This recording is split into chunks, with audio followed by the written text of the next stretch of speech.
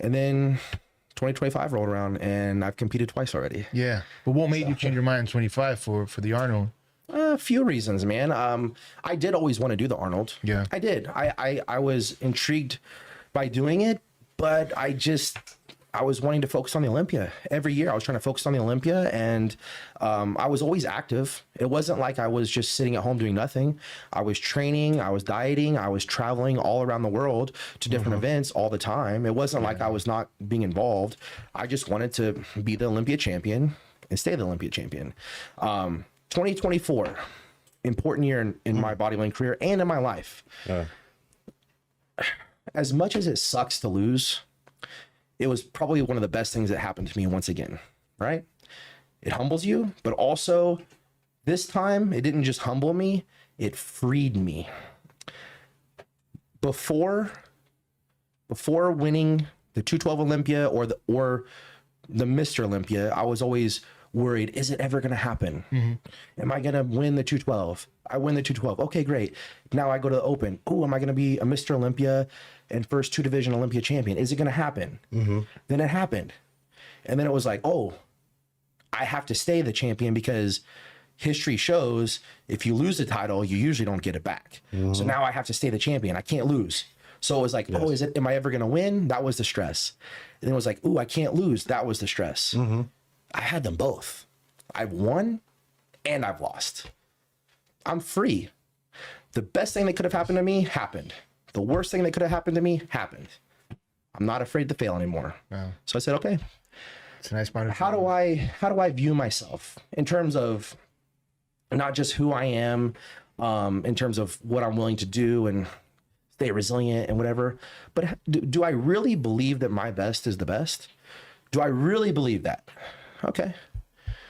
Yes, I do. I do believe that. And I don't think that I showed up the way I should have showed up in 2024. Yeah. So the reigning champion is going to the Arnold. The prize money is $500,000. I don't have an Arnold Classic title, and I've wanted to do this show. It's potentially the last time my grandma will see me compete. Wow. Right? At this time. Receiving the trophy from the man himself. Right. So there's a lot of reasons. I'm like, okay. And I'm able to prove to myself right away that I'm willing to step up and keep moving forward. So I did it for me. I did it for me. I did it for my grandma. I did it for my family. I did it for all the people that believed in me. Remember, I told you this. I told this to Ramon too.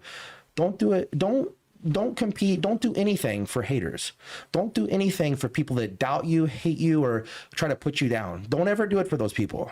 There's always going to be those people. Do it for yourself. Do it for your family. Do it for the people who love you, that care about you, that support you. Do it for your country. Do it for all the right reasons, right? So for me, I needed to prove to myself I'm resilient, right? I needed to prove to myself that my best is the best. And also too, again, I switched coaches, right? My whole team changed. Pacho wasn't there before. Chris Aceto wasn't in my corner before. Yeah. So do I want to wait all the way into the Olympia To test something? to test myself, to test this whole situation? Yeah. No, I'm going to go do it right now. I need this for myself right now to go to this Arnold and win, lose, or draw. I'm going to give my best. You know, I'm not afraid to fail. I'm not afraid to lose. I'm also not afraid to win. I believe I can win. So that was what it did for me. And going from the Arnold to Pittsburgh, I wanted to be the first Pittsburgh Pro Champion. I know that show, even first show, done deal. This show is a legacy show forever now, right? With the competition that was there, you had me, Nick, Martin, a ton of amazing guys in the Open. Terrence won, Aaron Banks won. Like this is already first year a legacy show. If you were there, you would see the expo. It was a great show, right?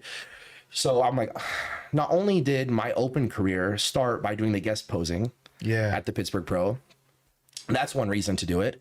But also, like, I want to be the first ever Pittsburgh Pro Champion. And then, wait a minute. Very few people have lost the title of Mr. Olympia and gained it back. Jay Cutler being the only one. Yeah. Very few people have beat the reigning Olympia champion outside of the Olympia. Very few people have won the Arnold Classic and the Olympia in the same year. But nobody has won the Arnold, the Pittsburgh, and the Olympia all in the same year. Yeah. Like I said, Last year freed me up. People say, oh, now you have to win the Triple Crown. You got to do it. Yeah, believe me, I understand what's on the line here, right? I get it. But again, I'm not afraid to fail. I'm not afraid to fail. I'm not afraid to win. I'm going for it. Kobe Bryant, Michael Jordan, they didn't win every game, but they were resilient. They kept going, and they were legends. They were champions. So that's the way I look at it. I'm like, I'm just going to go for it, man. Not afraid. So 2024 Olympia for me pretty much sucked. It was an emotional day, a weekend, but it definitely set me up for who I am today and for this year for Foi sure. grande choque pro público aí, terceira, né? Yeah, well, I was there. I was recording, and the moment you were announced as third place, like the whole place were like, oh, Yeah, trust me, I heard. yeah, I'm sure. I remember in 2022 when I came out, everybody goes, "Whoa!" It sucked the air out of the room. It was crazy. Everybody was gasping. You could hear it, and it was amazing. It was one of the coolest moments of my bodybuilding career. Same thing happened in reverse. By getting third, I was like, "Whoa!" Like, I just want to get off the stage right now. But what happened in the 2024 Olympia? Yeah. What made you not come in your best? It was something emotional, you said, or it was... I don't think it was emotional. I was emotional between prejudging and finals because I knew I didn't bring it. Like I knew what I displayed on stage was not what I looked like a few days prior.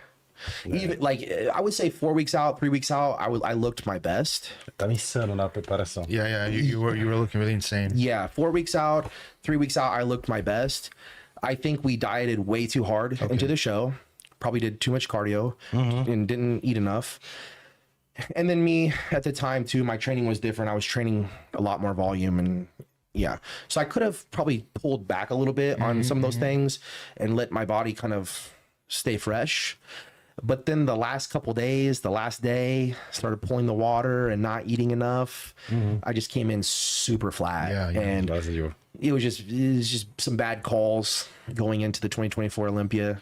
And then I was able to fill out a little bit more for finals, but I just knew it wasn't my day. It wasn't my weekend. And it sucks, man, because when you know it's your day, it feels good. It feels you can feel this aura. You're just like, okay, things seem to be pointing in your direction, right? First, second, either way, it feels pretty good. You also know when it's not. It's not your day, yeah. And it does not feel good. Yeah.